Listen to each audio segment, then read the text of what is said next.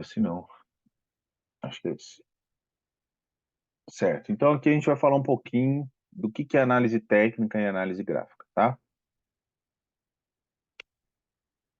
Então, primeira coisa, análise gráfica é quando você pega aquele monte de informações numéricas, né, e você faz um gráfico.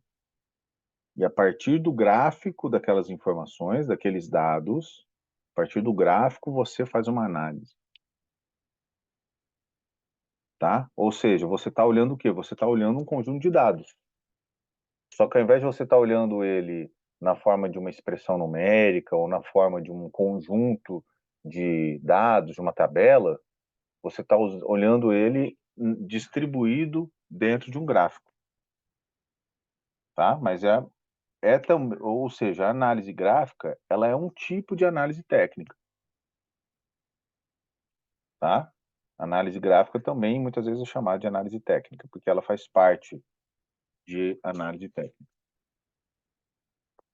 Então, na análise fundamentalista, o preço de uma ação reflete seus fundamentos econômicos. Então, o analista fundamentalista, ele vai olhar os indicadores, ele vai comparar com o setor, ele vai olhar a exposição que a empresa tem a determinadas políticas macroeconômicas ou a determinado risco global, ou sei lá, e vai tomar suas decisões a partir disso. Dessa análise, relacionando os dados da empresa, as informações contábeis, financeiras e tal da empresa, com, é, com a economia de uma forma geral, né? E a partir disso ele acha que a partir dessa análise ele consegue identificar se o preço está justo ou não, se o preço está alto ou se ele está baixo, né? Ou então até fazer um valuation, estimar um valor justo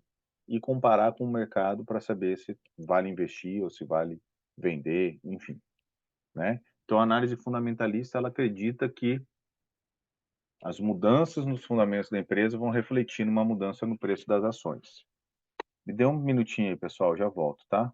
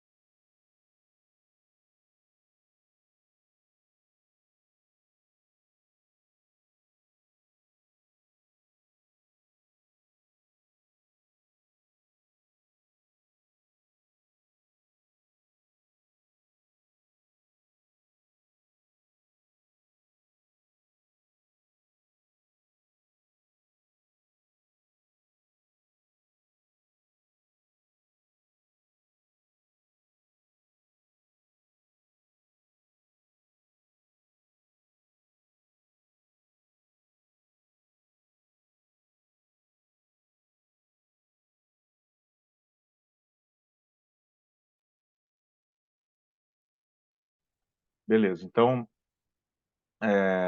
é, o preço ele vai mudar de acordo com a mudança nos fundamentos. É isso que o analista fundamentalista acredita. Já o cara que faz análise técnica ou análise gráfica, ele acredita que o preço ele já incorpora todos esses fundamentos. Então, o preço é o preço.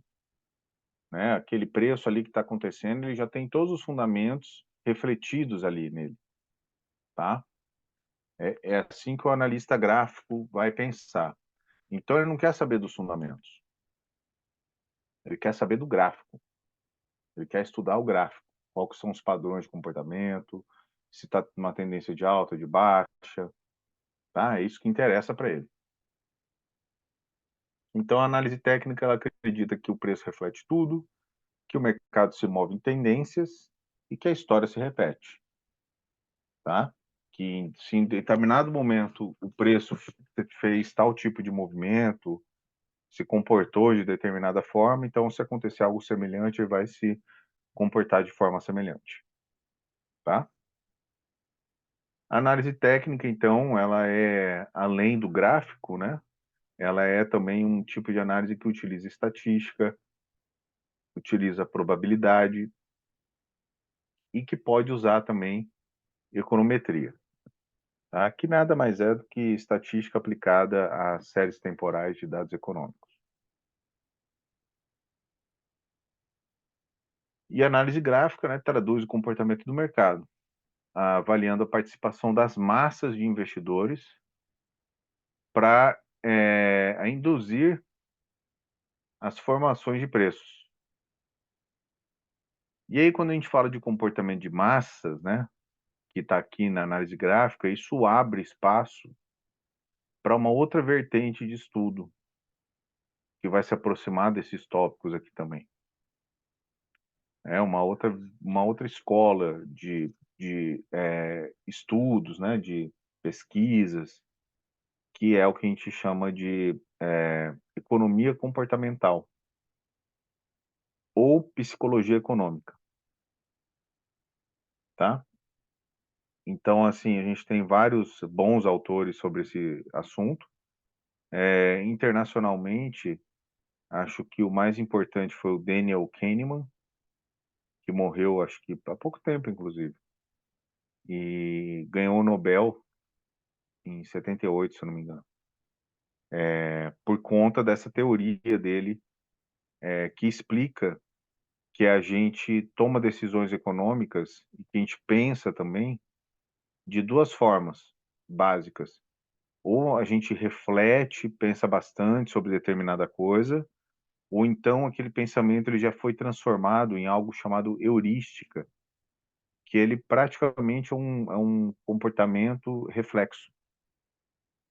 Então, ele vai dar o exemplo, e é um ótimo exemplo, de dirigir carro. Quem dirige carro sabe, no começo, quando você está aprendendo, parece que é uma coisa de outro mundo, né? Como que você vai, né, mexer aquilo tudo, ó, na hora certa, na ordem certa, né? Coordenar tudo e tal. Parece algo super difícil, né? Depois, com o tempo, fica uma coisa automática, você nem pensa mais naquilo, né? Então, ele vai falar que a gente toma decisões econômicas assim também. E ele vai falar que existem determinadas coisas que atrapalham as heurísticas, que fazem com que a gente tome decisões erradas, né? E aí ele descreve uma série dessas coisas que nos atrapalham na hora de tomar uma decisão, né? Algumas dessas coisas foram também ditas, né? Expostas por outros pesquisadores.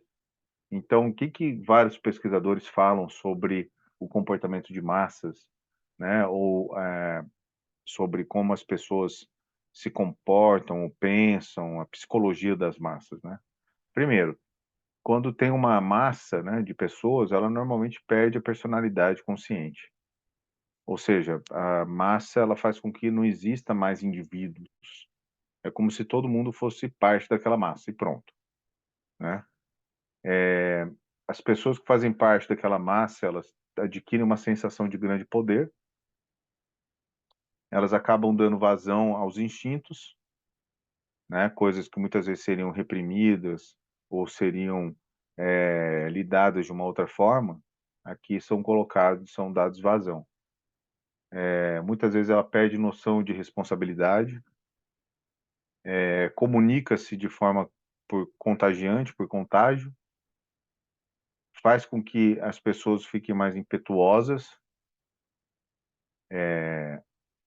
faz com que as pessoas fiquem mais facilmente sugestionáveis, né? Então, se você está lá no meio de uma massa e aí todo mundo fala uma coisa, você meio que fala a mesma coisa também, você faz a mesma coisa, né? Tô falando de uma forma geral, tá, pessoal? Também tem várias pesquisas que indicam que quando as pessoas se aglutinam em grandes massas, na verdade, a soma da capacidade intelectual é inferior, ao invés de ser superior, tá? Isso falando de uma grande massa. Outra coisa, né, ela acaba se comportando de forma não civilizada, né, devido a todas essas características. Ela pode pensar que raciocina, ela acaba aceitando como explicação imagens desconexas, simplesmente porque aquilo foi apresentado de uma forma que faz sentido para ela. Ela tem ideias contraditórias ao mesmo tempo. Ela aceita frases curtas como solução para os problemas e ela sintetiza aspirações pessoais, né? Então a massa, muitas vezes, ela na verdade está agindo, muitas vezes, devido ao interesse de alguém capaz de direcionar aquela massa de pessoas, tá? Então existem várias outras coisas que a gente pode apontar também, mas aqui já tem muita coisa ao mesmo tempo, né? Essa questão das ideias contraditórias é algo interessante, tem um nome para isso, né? O nome para isso é dissonância cognitiva, e é muito comum, né? Que é quando a pessoa acredita em duas coisas opostas ou duas coisas contraditórias ao mesmo tempo. Então ela acredita, e esse link da contradição para ela não consegue ver aquilo. Ela, sei lá, o cérebro dela não faz de conta que não vê aquilo. E a pessoa não enxerga essa esse fato de estar acreditando em coisas contraditórias ao mesmo tempo, tá? Isso é muito comum, pessoal. Isso é uma coisa muito comum mesmo. E aí, saindo um pouco dessa área da psicologia econômica e tal, tem algumas outras coisas interessantes também aqui que eu gostaria de acrescentar. Por exemplo, tem uma ideia que se chama profecia autorrealizável, né? Então você escreve como que tal coisa iria acontecer, e aí você vai criando uma história, né, para descrever o resultado de alguma coisa, e aí as pessoas acabam agindo daquela maneira, né? Isso é mais comum quando a gente fala de análise gráfica, né? Então muitas vezes, principalmente no começo dos anos 2000, ainda tinha bastante aquela questão de análise de figuras, como é que ele chamava aquilo? São figuras, são formas de candlestick. Então, ombro, cabeça, ombro, uns negócios assim, sabe? Não sei quem já viu isso, né? Tinha um monte de formação no gráfico lá, W, N, não sei o quê, triângulo, não sei o que lá, triângulo ascendente, né? Um monte de formações no gráfico, e a partir daquelas formações do gráfico, você saberia dizer o que ia acontecer em seguida, né? Muitas vezes isso era uma profecia autorrealizável, né? Porque as pessoas achavam que aquilo ia acontecer e acabava fazendo com que acontecesse, tá? Enfim, hoje a gente tem tecnologia para testar a maioria dessas coisas, né? Pega e testa, faz um backtesting, usa estatística, usa probabilidade e testa. A maioria dá não relevante, né? Como se fosse aleatório, do mesmo jeito, ok? Essas formações de desenho, tá? Eu vou explicar para vocês depois. Mas fora isso, né? Além dessa questão toda mais psicológica, né? A gente tem a teoria de Down, que é de onde vem o nome Dow Jones, né? Que ele vai dizer o seguinte, que o que aconteceu ontem pode determinar o que acontecerá hoje, e a configuração gráfica dos preços tende a se relacionar com a direção que eles tomarão no futuro, né? Então o Dow, ele faz uma afirmação aqui que ela é totalmente contra a ciência, o conhecimento científico relativo à formação de preços, né? Por que isso? Porque, estatisticamente, a formação de preços é algo heterosceidástico. Isso quer dizer que todo dia é uma coisa nova. Nada obriga que aquele preço seja o preço anterior, o preço que vai negociar amanhã. Não existe essa necessidade, tá?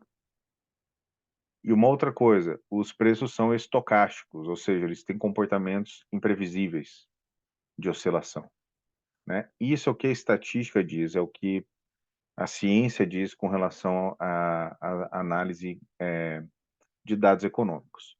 Porém, se você colocar mais variáveis nisso, se você realizar determinados ajustes, você consegue entender, você consegue ver determinadas coisas, tá?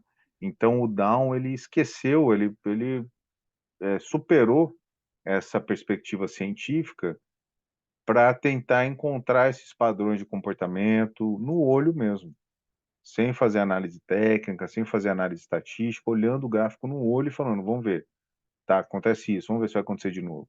E começou a analisar esses padrões de comportamento. E ele encontrou algumas coisas que, durante muito tempo, funcionou para explicar o movimento do mercado, né? Então, o Down ele vai dizer o seguinte, que para determinar se compra ou vende uma ação, o analista gráfico deve servir-se apenas do histórico de preços de mercado e volumes negociados. Então, esses dados são dados disponíveis a todos, a qualquer momento, estão atualizados e não estão sujeitos a revisões. Não é preciso saber por que os preços sobem ou descem. O importante é detectar o começo do movimento de preços e atuar de acordo com a indicação oferecida pelo gráfico. Tá? Então, Down identificou 4 fases que se repetem na formação de preços: acumulação, markup, distribuição e liquidação. A teoria de Down também tem 2 pressuposições básicas. Elas são que as alterações diárias que ocorrem nos índices consideram o julgamento de todos os investidores. Então é aquilo, né? O preço é o preço justo porque é o preço que os investidores estão dando, tá? Portanto, essas alterações descontam tudo que pode afetar a oferta e a demanda dos preços. Os preços descontam tudo. E ele vai dizer que o mercado apresenta movimentos oscilatórios de 3 amplitudes distintas: longo prazo, compreendendo períodos de 1 ano a mais; médio prazo, com duração de 3 semanas a alguns meses; e curto prazo, com duração de 6 a 3 semanas. Para a determinação dessas tendências, a teoria de Down utiliza técnicas de traçado de linha de tendência, identificação de formação que sinalizam essas tendências e estudo de descontinuidade de preços, ou gaps. Então, o que que é isso aqui, pessoal? Traçado de linha de tendências, né? Então, aqui a gente está entrando em alguns campos da teoria de Down que são realmente muito produtivos, que valem a pena, que acabaram depois tendo respaldo em métodos científicos, em métodos estatísticos, tá? Então, veja como a gente consegue descobrir coisas novas, né? Então, o traçado de linha de tendências é você identificar tendências de preços, né? Então, isso tem tudo a ver, por exemplo, com o cálculo da regressão linear. É a mesma coisa. Uma linha de tendência é uma reta de regressão linear, tá? Então, vai mostrar qual que é a tendência que aquele preço está indo. Depois, identificação de formação que sinaliza essas tendências. Ou seja, o mercado ele faz algum movimento específico antes de ele entrar em alguma tendência. E, por fim, o estudo da descontinuidade de preços, dos gaps. Então, lembrem que eu falei que, do ponto de vista técnico, não tem nada que faz com que o preço de amanhã seja igual ao preço de hoje, né? Não tem nada que obrigue isso. Então, de vez em quando, o preço de uma ação vai fechar valendo 15, por exemplo, e no dia seguinte vai amanhecer valendo 18, né? Abre com um gap, abre com um buraco na cotação, né? Então, o que que Down descobriu? Down descobriu que, dependendo da forma que esse gap acontece, é muito mais provável que esse gap vai se fechar ao longo do dia. Ou seja, dependendo do tamanho do gap, ele fazia uma operação para ganhar dinheiro quando o gap fechasse. E eu vou falar para vocês uma coisa. Isso aí dá certo, tá? Além disso, tem a teoria de Down também que vai dizer das tendências, né? A parte das tendências. Então, ele vai dizer que primeiro você tem a tendência primária, que é a tendência principal e mais importante, que pode durar vários anos, podendo refletir tanto uma evolução altista de preço, ou seja, de alta, de preço subindo, que a gente chama de bull market, quanto uma evolução baixista, né? Ou de queda de preços, ou de bear market. Aí a gente tem, além da tendência primária, que é essa tendência longa, que olhando ela de perto, você vê várias outras tendências também, que são as tendências secundárias, que é considerada reação que ocorre nos mercados dentro da tendência primária. Então você tem uma tendência primária de alta, mas de vez em quando essa tendência ela dá uma voltadinha, ela dá uma quedinha, tá? Isso faz parte, isso é a tendência secundária, tá? Ela dura menos tempo. Então, por exemplo, aqui, ó, tendência de alta. Porém, aqui ela caiu um pouco, né? Depois voltou a subir, tá? Então, a maior tendência é altista e a tendência secundária é baixista. E a tendência terciária, então, ela é de curto espaço de tempo. Pode ser de algumas horas ou de algumas sessões. É considerada como uma pequena flutuação da tendência secundária, sendo, portanto, movimentos do dia a dia. Né? Então, você analisa, você identifica qual que é a tendência primária, qual que é a tendência secundária, e aí, se você quiser altas emoções, né? Aí você vai procurar tendências de curtíssimo prazo e vai operar no curtíssimo prazo olhando essas tendências maiores, tá? Considerando essas tendências. Por isso que é importante analisar todos os time frames, né? O mercado é Exato. Isso, João, muito bem, é isso mesmo, né? Eu ia falar sobre isso em um outro momento, mas é exatamente isso que ele está fazendo aqui, né? Então aqui ele está olhando um gráfico, sei lá, semanal ou mensal ou até mesmo diário, mas ele está olhando um intervalo de tempo grande. Já aqui, ele está olhando um intervalo de tempo menor, mais de perto. E na tendência terciária, você pode passar a usar não só gráficos diários, você pode passar a usar gráficos de uma hora, ou dependendo do quanto que você quer de emoção na sua vida, gráficos de 5 minutos, de 15 minutos, até de um minuto, né? Dá também, né? E aí você fica lá operando tendências de curtíssimo prazo. Né? Credo mesmo, Lucas. Não entrem nessa, pessoal. Não vale a saúde, não. Enfim, mas é isso mesmo. Então você consegue analisar, você deve analisar em diferentes tempos, em diferentes intervalos gráficos, tá? E o down também vai dizer o seguinte, que a tendência de alta ela começa dessa forma. No começo ela acumula, ela tem uma alta sensível, que é quando o mercado presta atenção e aí todos os investidores, especuladores começam a comprar, que é quem está em fase de euforia. Normalmente, nesse momento, os grandes investidores já estão lucrando, tá? Eles já estão vendendo até, para quem está entrando agora. Vão diminuindo a exposição deles, tá?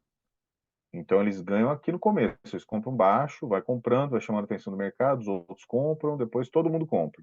Quando está todo mundo comprando, já está comprando caro o produto, o preço que o fundo de investimento, que o cara que tem dinheiro mesmo comprou lá na frente, lá atrás, né? E aí o que acontece com a euforia? Daqui a pouco o que acontece com a euforia, né? Aquela história do mico, né? Quem ficou com o mico na mão, né? É, ou seja, você vai comprando mico, vai comprando mico, vai comprando mico, esse mico vale 10, agora vale 15, agora vale 20, agora vale 50, e você tá lá com um mico de pelúcia na mão e fala, pô, paguei R$ 50 nisso aqui, ó, tô vendendo por 55, alguém quer? E ninguém mais vai querer.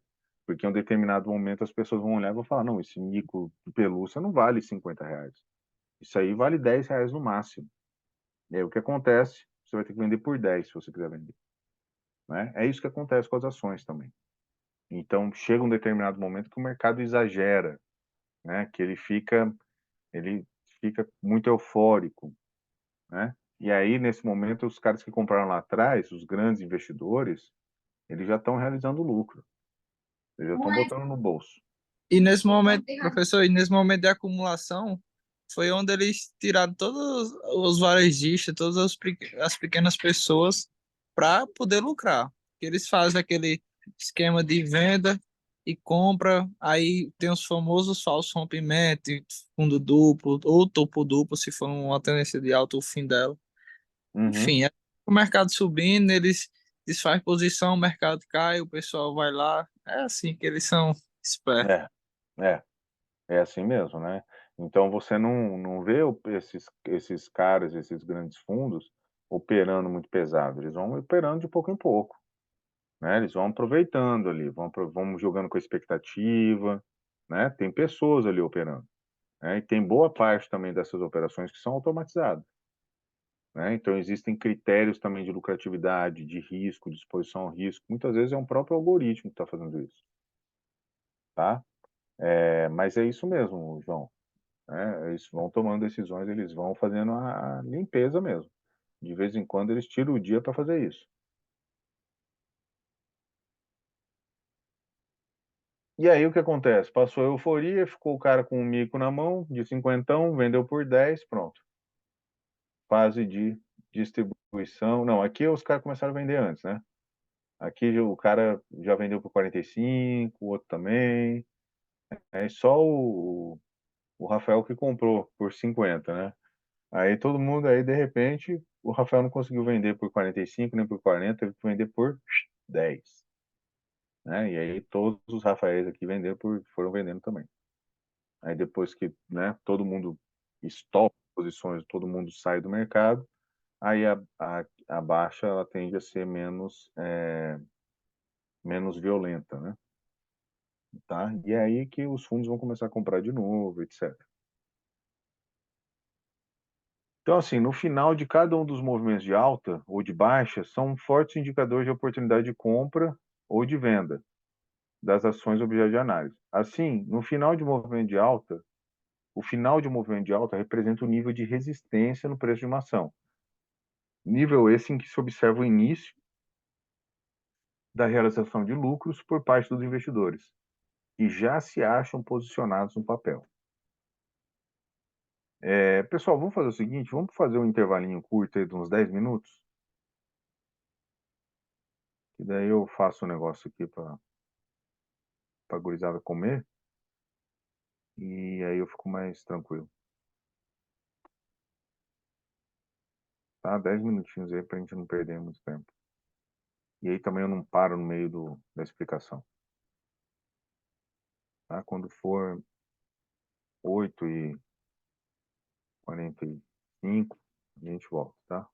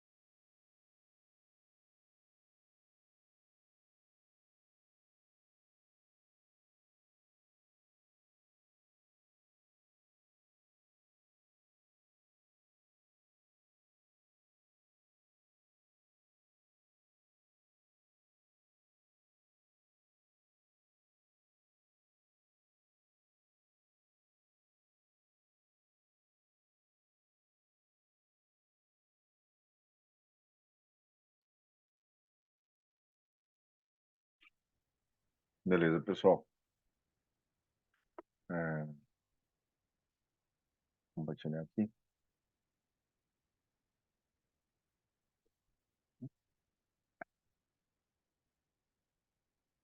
Bom, então, né,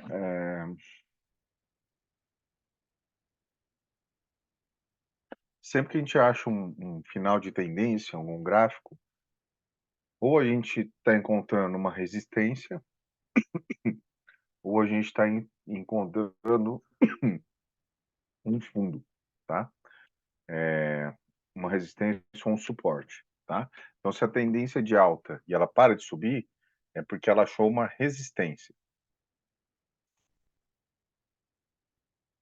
Se a tendência é de baixa e ela para de cair, é que ela achou um suporte de preço, um nível de suporte. Uma observação importante é que os analistas gráficos eles recomendam que a gente sempre deva confirmar a tendência analisando o volume de negociação, né? Então, a tendência ela tem o volume de preço ele tem que aumentar enquanto a tendência está se formando, tá? É o volume de preço que vai confirmar se aquela tendência é real ou não, né? Se aquela tendência está se formando mesmo ou não. Ah, professor, mas isso tudo que você está falando são regras que se a gente utilizar vai dar certo sempre e tal? Não, não são, tá, pessoal? Não são, não existe isso, tá? Não existe nenhuma regra, nenhuma receita de bolo que você vai seguir ela e vai dar certo toda vez, porque aquilo que acontece sempre vai desencadear uma outra coisa. Não existe isso, tá? O máximo que a gente pode ter, né, como a gente falou lá no começo das nossas aulas, modelos, explicações que acertam alguma coisa ou que indicam algum caminho dentro de uma determinada situação, dentro de um determinado contexto. Se o contexto muda, se as variáveis mudam, né, se tem alguma mudança macroeconômica, alguma mudança geopolítica, e aí mexe com alguma dessas variáveis, o modelo já não funciona mais, tá? Então a gente tinha vários modelos que funcionavam na época que a gente conseguia controlar o câmbio, né? Então o Banco Central ele conseguia atuar controlando o câmbio. A partir do momento que o câmbio, que o dólar passou a variar não só com relação ao real no câmbio local, mas sim com uma cesta de moedas internacional, não tinha mais o que o Banco Central fazer. Nenhuma atuação era grande o suficiente para conter a variação do dólar, né? Então determinados modelos já não funcionavam mais. Tá? Então, a gente tem que ter muito cuidado com isso, tá? Então, todas as afirmações que são colocadas aqui, pessoal, elas são afirmações dentro desse modelo, né? Não quer dizer que essas coisas vão acontecer na realidade concreta. Algumas vezes vão, mas não é sempre, tá? A gente tem que estar muito ciente disso. Então, o que está explicando, né, como que funciona essa análise do volume junto com a tendência, né? Então, numa tendência de alta, né, se está se formando uma tendência de alta, o volume de negociações tem que aumentar enquanto a tendência aumenta.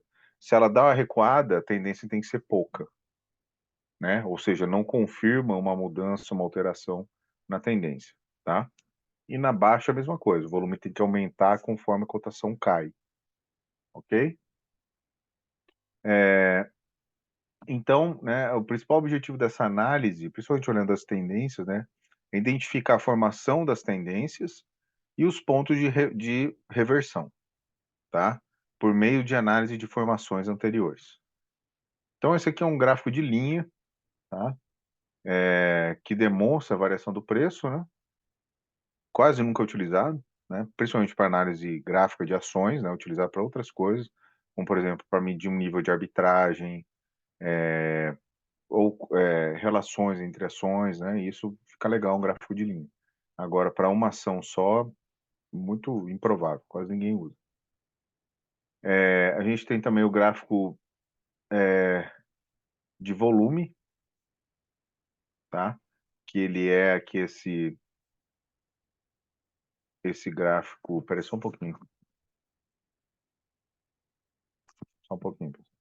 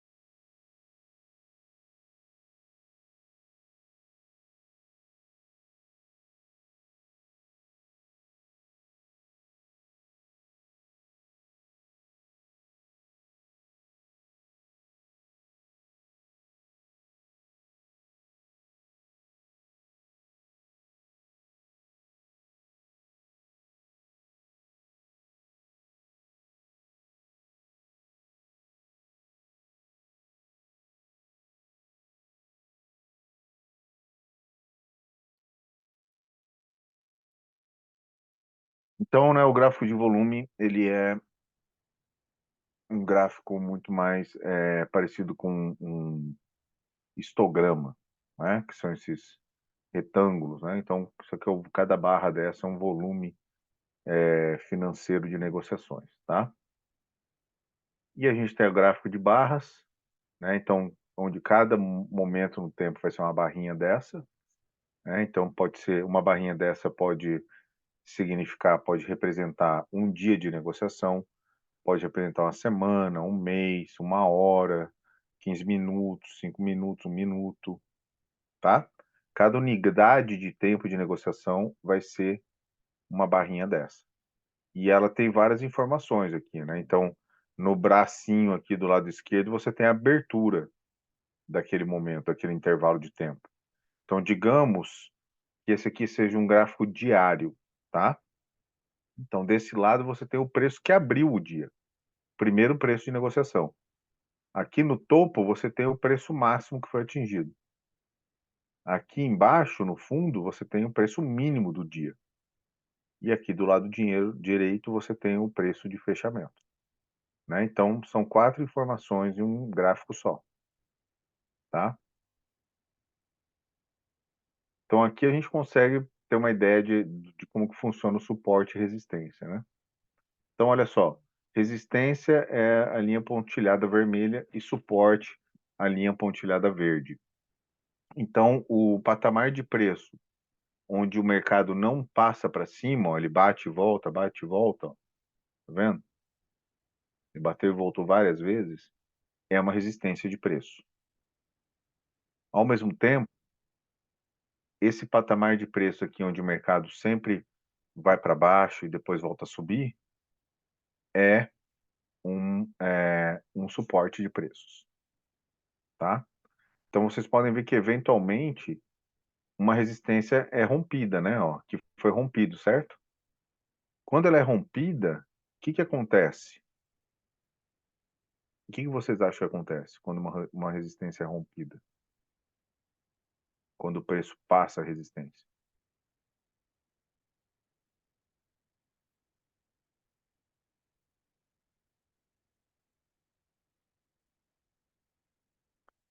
Bom, se essa resistência ela é rompida e há uma confirmação desse rompimento, ou seja, você tem mais uma figura ou mais duas continuando esse rompimento,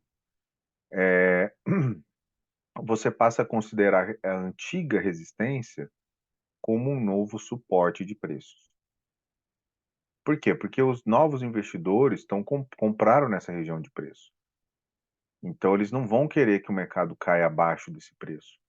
Então, quando o mercado voltar para cá, eles vão comprar mais, ou outras pessoas vão ver esse movimento e vão comprar também.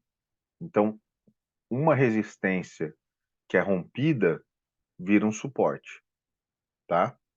A mesma coisa vale para o suporte. Um suporte que é perdido, quando o preço cai para baixo do suporte, aquele suporte ele vira uma nova resistência. Tá? O mercado não vai facilmente voltar a subir. Por quê? Porque aqui também novas posições foram abertas, posições de baixa, posições de venda.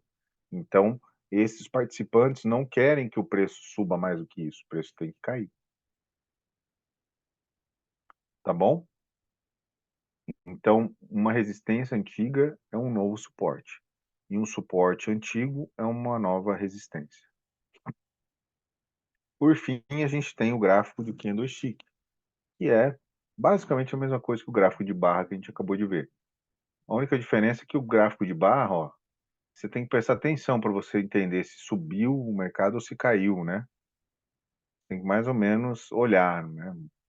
Algumas vezes sim, algumas não, né? Quando o mercado está bem lateral, é mais difícil de identificar, tá? Se essa figura é de alta ou de baixa, né?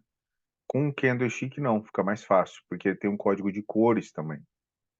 Então vai ter lugar que vai ser transparente e com cor, vai ser lugar que vai ser preto e vermelho, preto e verde, tá?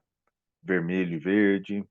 Então, dependendo da plataforma, ela vai usar um código de cor diferente, mas sempre é uma cor representa alta e uma cor representa baixa.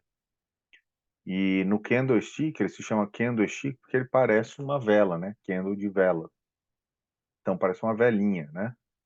E aí a gente chama essas velinhas, esses fiapinhos aqui da vela, de sombras ou pavios, tá? Só, né, nomenclatura, né? Não tem regra para isso, tá, pessoal? É só o jeito de chamar, ok? Tem outras formas de chamar também. Mas, enfim, aqui então, nesse código, né, quando o candlestick é vazado, né, quando ele é vazado, quando ele é transparente, quer dizer que teve uma alta, né, o mercado abriu e depois subiu, certo? Então ele começou aqui, ó, ele começa na parte de baixo da figura do candle, na parte de baixo da velinha, ele bateu a mínima que foi aqui embaixo, a máxima que foi aqui o ponto máximo do pavio, e o fechamento é a parte de cima do corpo da vela, tá? Já quando é de baixa, essa figura não é mais vazada, né? Tem uma cor.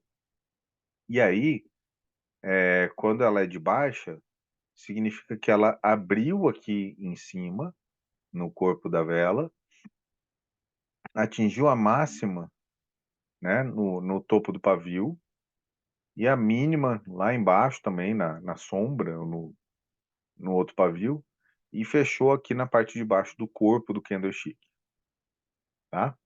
Então tá aqui, ó, de novo. E essa é né, a parte mais teórica, digamos assim, da análise gráfica, tá? Agora a gente vai fazer uma outra coisa, que é dar uma olhada nos gráficos reais, tá? Só um minutinho.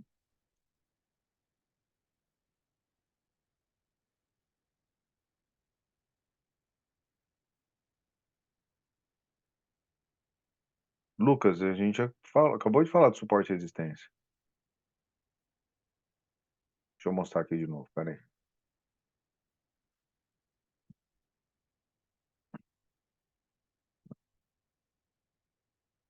Aqui, ó. Resistência e suporte, né? Eu acabei de explicar. Eu expliquei, inclusive, que quando uma resistência ela é rompida, como aconteceu aqui, ó, ela rompeu, ó, o preço bateu aqui e caiu. Depois bateu aqui e caiu. Depois bateu aqui e caiu e depois ele rompeu. Quando ocorre esse rompimento, essa resistência ela passa a ser um suporte, tá? Mesma coisa acontece aqui embaixo. Se por acaso o mercado perde esse suporte, se ele cai para baixo do suporte, esse suporte ele passa a ser então uma resistência, tá?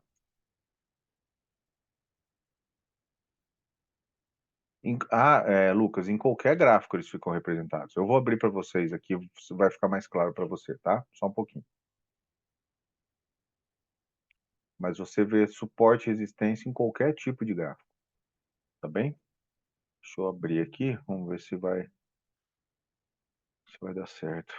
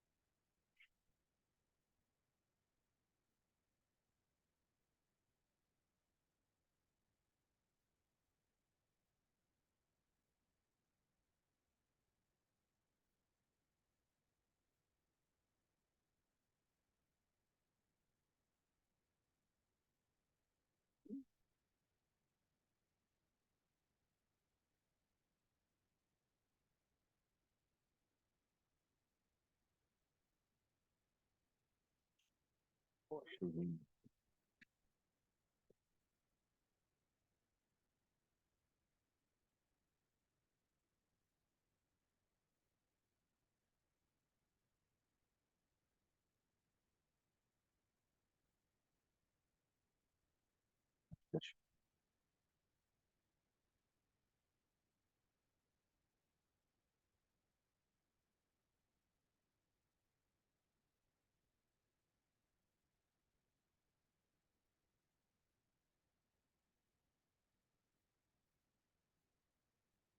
Tá. Então, assim, pessoal, tem essa. A minha plataforma de gráfico mesmo, que eu uso, faz tanto tempo que eu não uso que eu tenho que procurar aqui informações de login, coisa e tal, tá? É, mas vocês podem procurar outras plataformas gratuitas de análise gráfica. Eu recomendo essa aqui, tá? Ela é bem completa. Chama TradingView.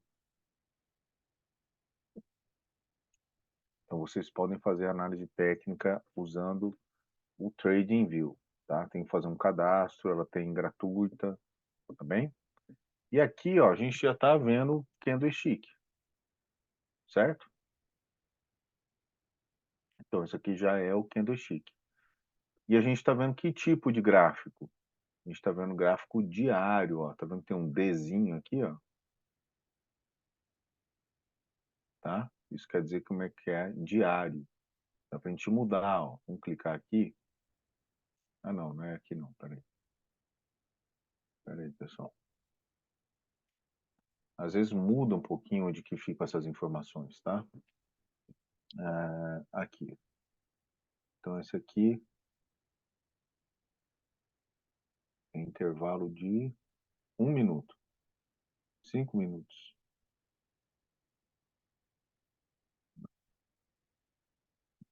Aqui, ó. 1 ano em intervalo de 1 dia. Então aqui, ó, tem um ano de índice Bovespa, onde cada barrinha dessa daqui é um dia de negociação. Então vamos olhar de perto elas? Ou melhor, vamos fazer de alguma ação, né?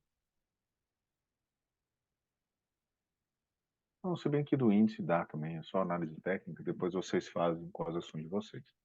Mas olha só, então aqui eu estou vendo um ano com intervalo de um dia, tá?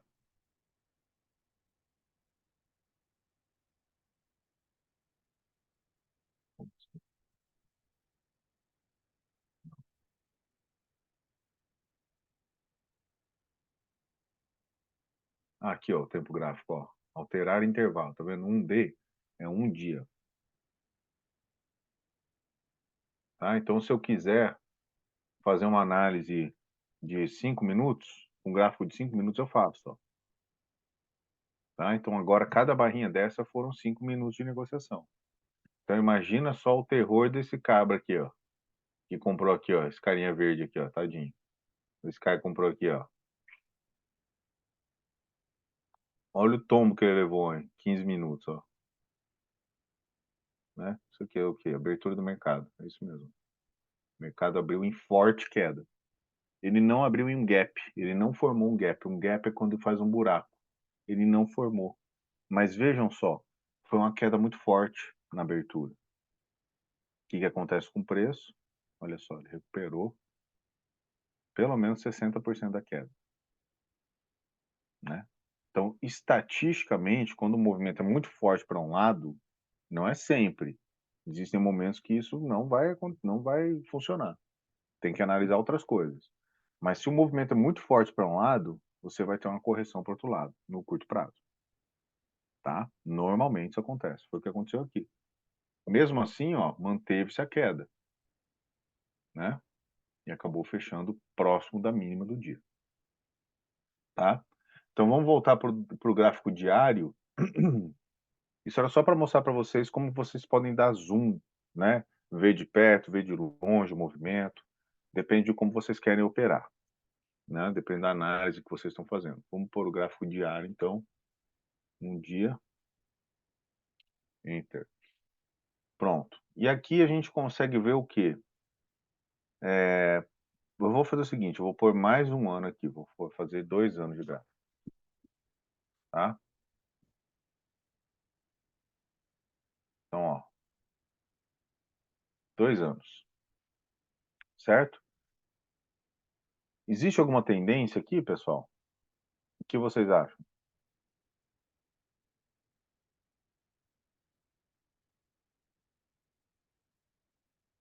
Tá subindo. Fácil de ver, né? Tem uma tendência sim, certo? Ela não ficou muito definida ó, durante o ano de 2022 até o ano de 2023, mas a partir de então a gente tem assistido uma tendência de alta, tá? Uma tendência de longo prazo de alta, certo? Então olha só, a partir daqui você já começa a ver claramente essa tendência, tá? Ela foi muito forte aqui, ó, muito íngreme, né? A gente pode fazer um gráfico aqui, ó, de tendência. Depois teve essa correção, essa segunda onda, né? Segunda tendência, né? Depois voltou a subir e agora a gente está passando por mais um momento de correção, tá? Do ponto de vista técnico, essa correção ela pode vir até aqui sem maiores problemas, tá? Ela vai patinar aqui primeiro, né? Vai ter um pouquinho de dificuldade de cair aqui, talvez segure. Eu acho que não, eu acho que vai mais um tempo ainda de queda. E aí ela vai patinar aqui também, vai tentar segurar esse patamar de preço aqui também. Vai tentar respeitar esse suporte, mas pode perder, né? E se ele perder esse suporte, vira uma nova resistência e a gente pode ver inversão da tendência. Mas por enquanto a gente não vê inversão da tendência. Continua sendo uma tendência de alta, tá? Como que a gente faz para traçar tendência, pessoal? É o seguinte, a gente vê sempre os fundos dos preços. Então vamos pegar uma tendência daqui, ó. Vamos traçar daqui, ó. Não vou na mínima, eu vou no fundo. Então vou pegar esse patamar de preço aqui lá embaixo, e vou tentar, pessoal, tocar a maioria de fundos possíveis, tá? Essa é a forma de a gente fazer uma tendência. Por quê? O que que é uma linha de tendência? Ela é simplesmente uma reta de regressão. E o que que é uma reta de regressão? É a reta que melhor representa todos os pontos que estão sendo analisados. Então a gente pode, de uma maneira assim bem descompromissada, dizer que existe uma tendência de longo prazo que ela está aqui, ó, tá? Mas é uma tendência assim fraca. Uma tendência mais forte que toca mais pontos, a gente pode dizer que é essa daqui, ó. Vamos fazer uma tendência que vai tocar mais fundos, ó. Essa aqui me parece um pouco mais ajustada, ó. Ela já vai pegar, né? Ela está pegando um, né? Aqui cruzou, aqui dois, três, 4 pontos pelo menos, né? Mas ainda é uma tendência que não está muito boa, não está muito clara. Porém, se a gente olhar a partir daqui, fica mais clara a tendência. Ela vai tocar mais pontos a linha de tendência, ó. Tá? Eu já consigo fazer uma linha que representa melhor essa tendência. Concordam comigo? Que essa linha aqui, essa última, deixa eu ver se eu consigo mudar de cor. Acho que não. Não, acho que sim, deve ter.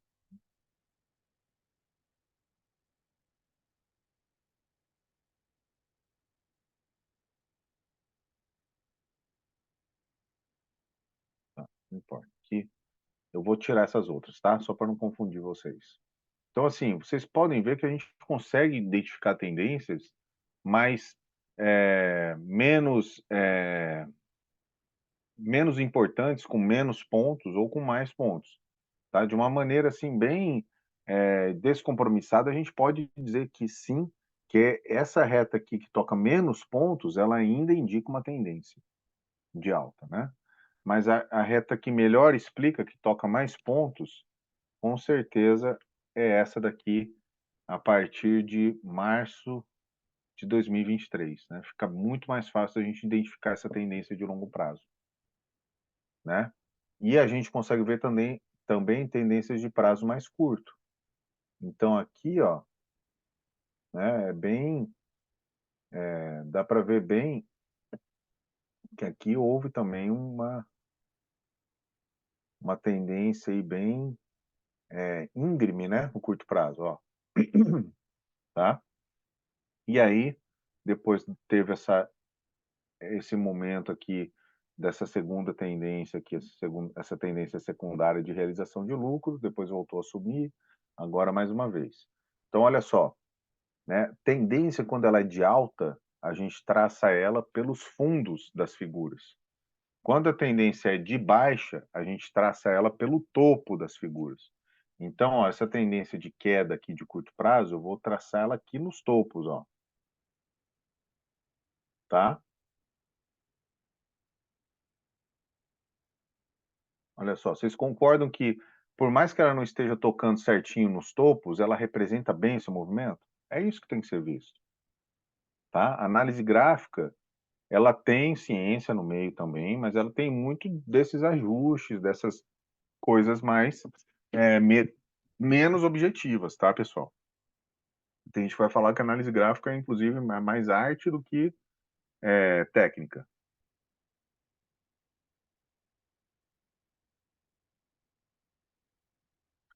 Mas é mesmo, Lucas, exatamente. Elas são arbitrárias, né? Elas não têm, assim, não é uma coisa que você é, é, que é um resultado científico de uma análise, entendeu? Você escolhe, você tem que conseguir enxergar isso, né? Então, você está certo na sua observação, né? Tendência é acompanhar a curva, exatamente. Se aquela curva está subindo, ela está numa tendência de alta, tá? É que quando você usa essas técnicas aqui, você sabe identificar com um pouco mais de facilidade outras formações de preço. Então, eu vou chegar em um momento que vai ficar um pouco mais claro isso, tá? Deixa eu terminar essas tendências aqui e aí eu te explico. Mas você está certo, tá? Como eu disse, tem muita profecia autorrealizável também. Então, mas as regras que existem, tá? Se é que existem regras, Lucas, são essas que eu estou falando. Uma linha de tendência, para ela ser importante, ela tem que tocar o maior número possível de fundos ou de topos. É como se fosse uma reta de regressão. Uma reta de regressão é a reta que está mais próxima de todos os pontos. A tendência é a mesma coisa que uma reta de regressão linear. É a mesma coisa. É exatamente a mesma coisa. É uma reta de regressão ajustada, né? É uma reta de regressão pela mínima ou pelo máximo, né? Mais ou menos isso, tá? Mas olha só, aqui a gente tem uma outra tendência de curto prazo, depois essa tendência de realização, né? Tá? Ó. E aí a gente está chegando numa coisa muito legal, que eu gosto bastante, que é a gente está formando um triângulo, né? E aí, pessoal, começa a aparecer determinadas coisas que com a experiência, né, com muitos anos de observação, você começa a ver que tem algumas coisas que realmente funcionam, que fazem sentido. Tem outras que são totalmente, né, viagem alucinante, tá? Mas tem umas coisas que fazem sentido, sim. Como, por exemplo, toda vez que a gente tem o fechamento de um triângulo, quando essas duas tendências estão se encontrando, é um momento muito tenso do mercado. E ele vai acabar estourando, ele vai acabar saindo desse triângulo, para cima ou para baixo.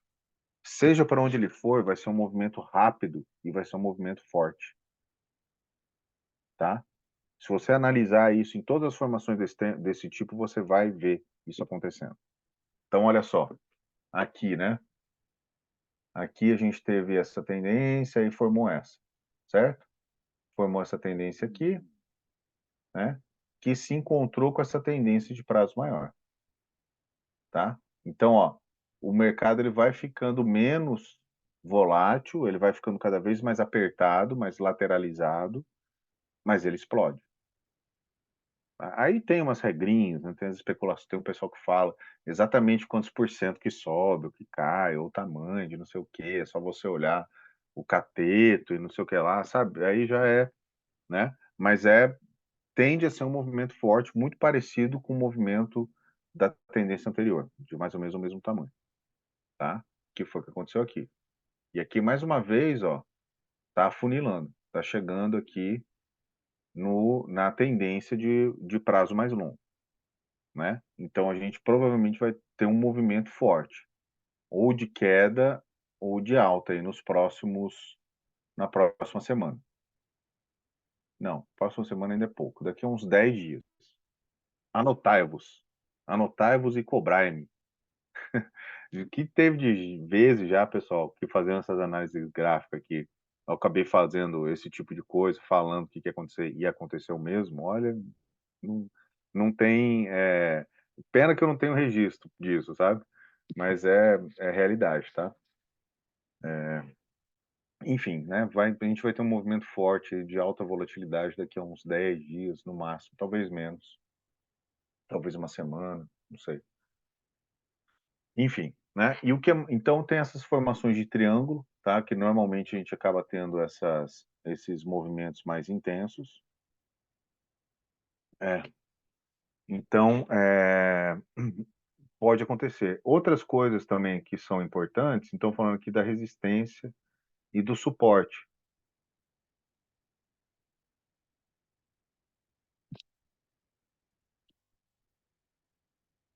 Espera só um pouquinho, pessoal.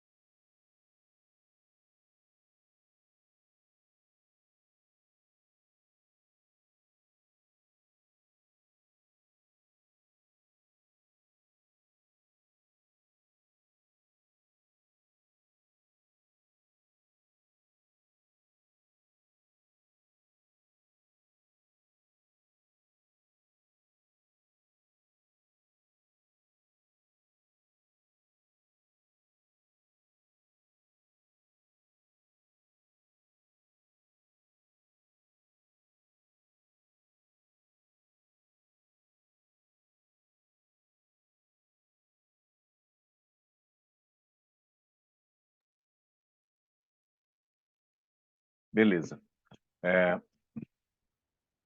Sim, é o índice Bovespa. Eu estou usando só para mostrar mesmo como é que é a análise, tá?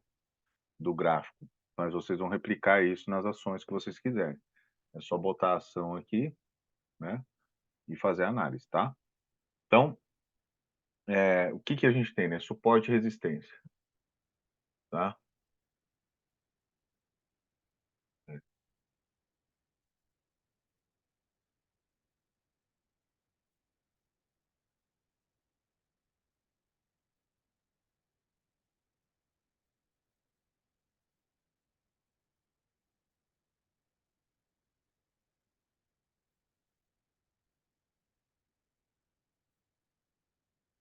Então, né? O que que seria um suporte e uma resistência?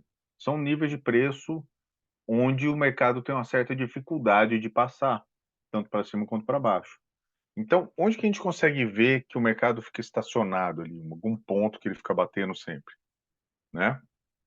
Olha só, essa região aqui, ó, vocês concordam que o mercado bateu aqui, caiu, bateu, caiu, bateu, bateu? Ela ficou um tempão patinando aqui, né? E olha só, mais para frente aconteceu de novo. Ou seja, esse patamar de preço aqui é um patamar que ele foi importante, tá? E é muito próximo desse patamar anterior aqui também, né? Então vamos usar essa região de preços aqui, ó. A gente pode usar mais uma vez, a ideia é sempre tentar pegar o máximo possível de figuras que façam contato com esse suporte ou resistência, tá? Então a gente pode dizer que esse nível de preço, né, é um número de força, né? Ele vai ser tanto um suporte quanto uma resistência, dependendo do contexto, ok? E olha só, eu nem tinha visto, mas aqui, olha como coincide com Vou aqui no... nada. Oi? Não entendi. Ó, então aqui esse patamar, ó, ele foi várias vezes, ó, o mercado bateu e respeitou. Aqui também, ó, coincidentemente nem tinha visto, tá? Então isso aqui é um número de força, né? Pode ser um suporte ou uma resistência. Então quando que ele é uma resistência? Ele é uma resistência aqui, ó. Quando ele sobe, bate e volta, ó. Aqui ele é uma resistência. A partir daqui que ele rompeu a resistência, ele virou um suporte, ó. O mercado bateu e voltou a subir. Bateu e voltou a subir. Bateu, rompeu o suporte, virou uma resistência de novo, ó. Caiu, bateu, caiu, bateu, patinou, parecia que ia romper, não rompeu, caiu, e assim vai. Entendeu, Lucas? Que legal, muito bom, que bom, tá? Então isso aqui, na verdade, é um número de força antigo, né? Ele está muito longe do mercado agora, ó. O mercado está aqui, certo? Então ele não é tão importante, a gente não deixa tão poluído assim. A não ser que você esteja fazendo uma análise de longuíssimo prazo, e você queira número de força que era importante lá atrás, mas normalmente a gente não faz isso. A gente vai olhar aqui perto. E aqui? Será que a gente consegue identificar aqui também suportes e resistências? O que que vocês acham? Eu acho que sim, né? Lembrando, isso não é não é uma coisa exata, tá, pessoal? Não é exato. Se alguém falar para você que é um negócio exato, essa pessoa ou ela está sendo inocente ou ela está te enrolando, tentando te enrolar, tá? Não tem esse negócio, não, tem que ser ali, não sei não, não, mentira, né? Por região, é coisa aproximada, ok? Então, ó, vocês concordam comigo que tem pelo menos dois intervalos de preço importante aqui, ó? O mercado operou sempre respeitando mais ou menos isso aqui, ó, como se fosse um suporte. Vou deixar aqui, apesar de não ser exatamente aqui. Vamos ver, ó. Ó, mas essa região aqui, ó, a gente pode até fazer vários, né? Vamos ser criterioso e fazer vários aqui, tá? Então eu vou seguir a regra aqui de maiores toques na reta. Então, ó, aqui tocou bastante essa região, ó, ficou perto da mínima, perto.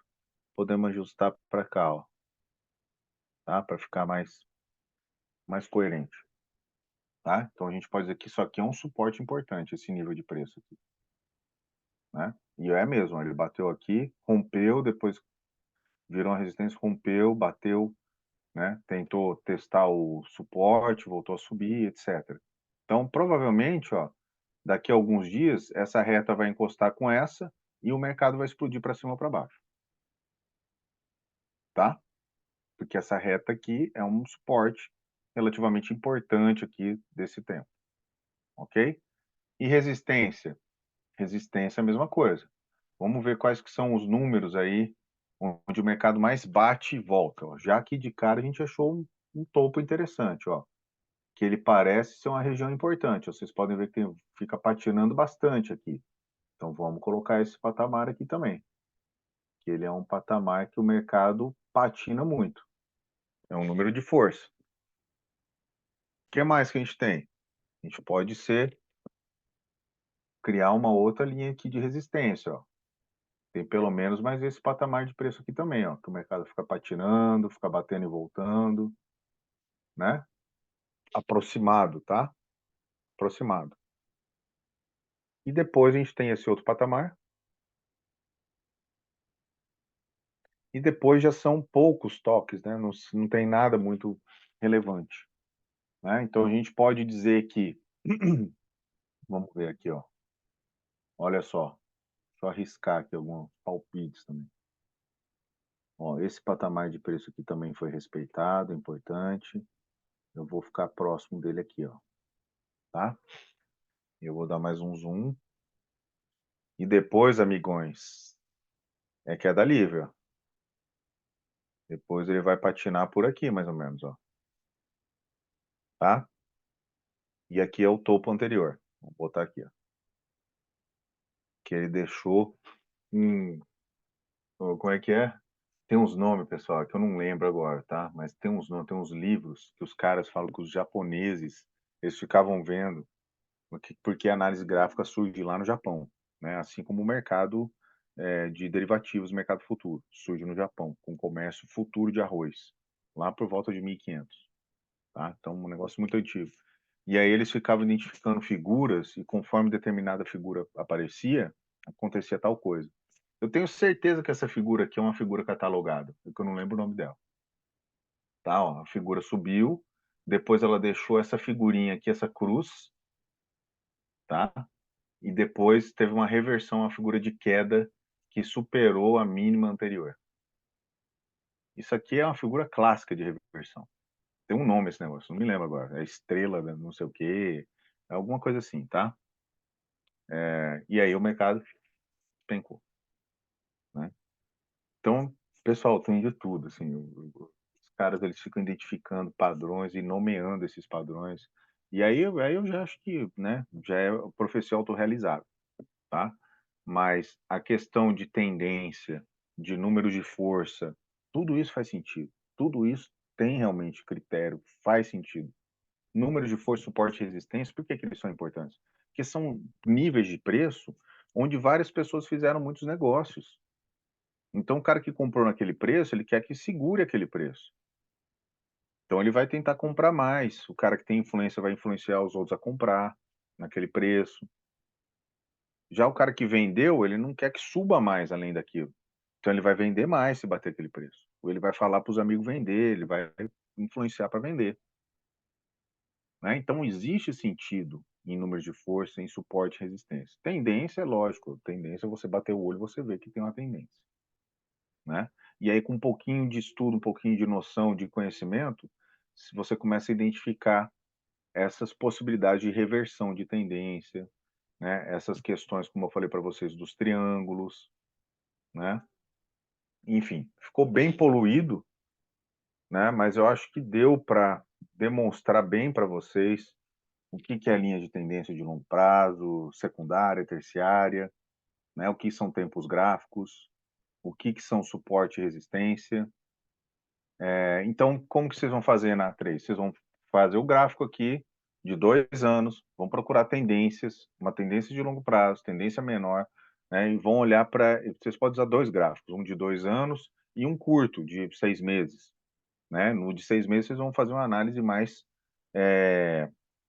atualizada, né? De como está o mercado agora. Então, digamos que um gráfico seria isso tudo aqui, né? Algo assim. E aí, um outro gráfico seria assim. Tá? E aí vocês vão escrever. Bom, o mercado está numa tendência de alta de longo prazo desde março de 2023. Ele teve uma tendência de queda secundária a partir de junho até meados de agosto de 2023, onde, depois disso, acelerou a sua tendência de alta, atingindo a máxima de 134,261 em... Foi isso aqui? Deve estar na frente da data. Lá por... Ah, pera aí, amigão. Lá pelo dia 28 de dezembro de 2023. E aí ele começou uma tendência de realização de lucro e tal, tal, tal. Nesse momento, tudo indica que o mercado está operando dentro de uma tendência de baixa de curto prazo, mas ainda respeitando a tendência de longo prazo, porém está chegando em um nível de preços muito próximo da tendência de longo prazo, de um suporte importante de mercado e do fechamento de uma figura de triângulo. Você não precisa falar de triângulo, tá? Não é necessário. Mas que indica que provavelmente teremos movimentos é, é, grandes de oscilação de preço dentro de uma semana ou dentro das próximas semanas de negociação. Tá lindo, minha filha. Fofinho. Tá fofinho. Tá, pessoal? Então, a parte do gráfico de vocês basicamente isso. Vocês podem colocar mais coisas se vocês quiserem aprofundar, mas se vocês fizerem isso, traçando esses números, não precisa ser tudo isso também, tá, pessoal? Eu só tracei esse monte de coisa para mostrar para vocês. Mas, por exemplo, eu vou tirar isso aqui, que eu não quero falar de tudo que pode acontecer. Ó. Vou também. Pronto. Só isso aqui, para mim, ó, já é mais do que suficiente para fazer uma análise gráfica para o ano, assim, entendeu? Para os próximos dias, mas considerando o tempo de um ano de análise. Né? Então, aqui eu consigo dizer que o mercado ele continua respeitando a tendência de longo prazo, porém ele está numa tendência secundária de realização de lucro ou de queda e se aproxima de um nível importante de preço, né? Que é o nível dos 125.800 pontos, aproximadamente. Né? Que vai ser provavelmente nesse patamar de preço aqui que o movimento vai acontecer. Brusco, para cima ou para baixo. Tá? É muito improvável fechar esse triângulo e continuar um negocinho, sabe? Com pouca volatilidade. Normalmente, quando fecha o triângulo, é aquilo lá, explode para cima ou para baixo. Tá bem? Então anotem aí para mim, porque eu não dou conta de lembrar de tudo. E aí, daqui a alguns dias vocês podem jogar na minha cara se eu acertei ou não. Mas não operem dentro do que eu estou falando, por favor. Tá? E assim, pessoal, claro, aqui eu jamais tomaria decisão apenas fazendo isso. Eu estou só fazendo uma análise técnica e gráfica. Existem outras variáveis no meio, né? Tem questões políticas, econômicas, geopolíticas. Eu não estou considerando nada disso, tá? Se você tem outras informações, isso te ajuda a compreender melhor ainda o cenário. Por isso que é tão importante o que a gente faz no nosso C, que é vocês aprenderem a analisar a economia, o contexto macroeconômico, a empresa, os fundamentos da empresa, né? O que ela faz, onde que ela é sensível, o que. E aí você olhar também o gráfico. E aí você olhar também os dados estatísticos que a gente vai ver nas próximas aulas. E aí você consegue ter uma visão realmente mais aprofundada, mais analítica daquela ação, tá?